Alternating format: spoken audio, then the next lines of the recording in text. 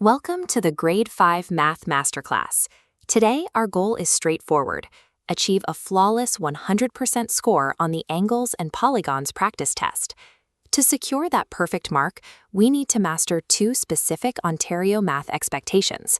First, expectation E1.1, which requires us to correctly identify and construct different types of triangles. Second, expectation E2.4, which focuses on accurately measuring and building angles. Before we begin, grab your toolkit. You will need a printed copy of the blank practice test, a sharp pencil, a straight ruler, and a standard protractor. By following this sequence exactly, you will turn these abstract geometry rules into a guaranteed perfect test score and create a highly reliable study guide for the real exam. We will start at the top of page 1.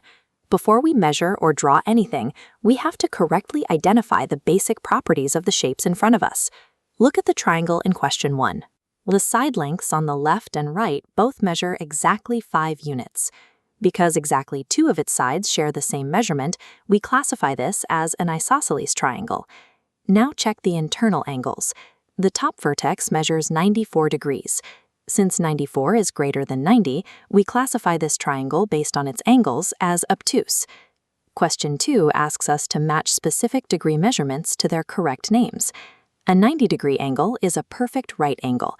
Anything smaller, like the 70-degree option, is acute. The 160-degree measurement is greater than 90 but less than 180, making it an obtuse angle. And exactly 180 degrees forms a perfectly flat, straight line. Moving down to question 3, we name polygons by counting their unique sides and vertices. The first shape has 5 sides and 5 vertices, making it a pentagon. The middle shape has 6, so it's a hexagon.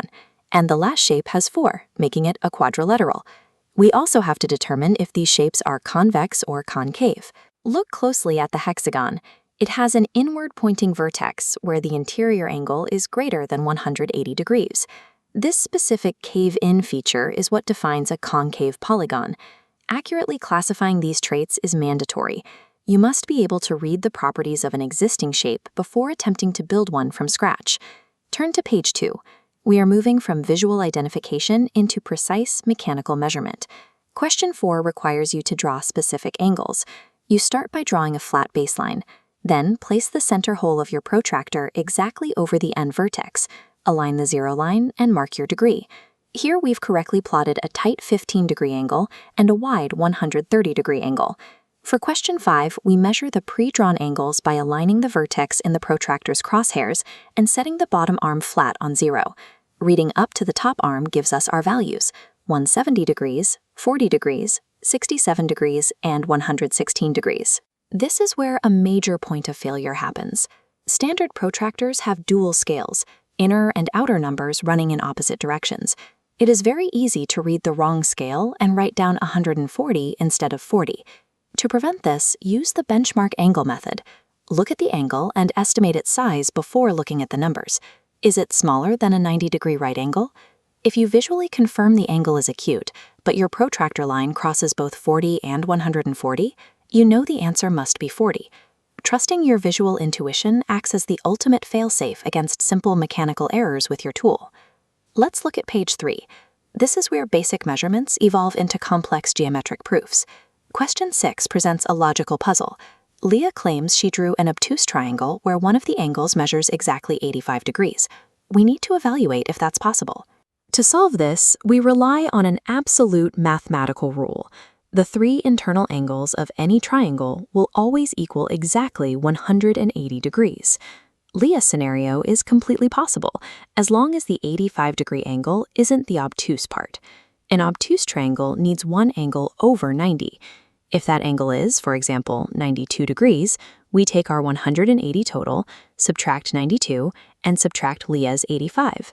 That leaves 3 degrees for the final vertex. The shape just has to extend a great distance before the arms finally intersect. Question 7 asks if a square is a rectangle.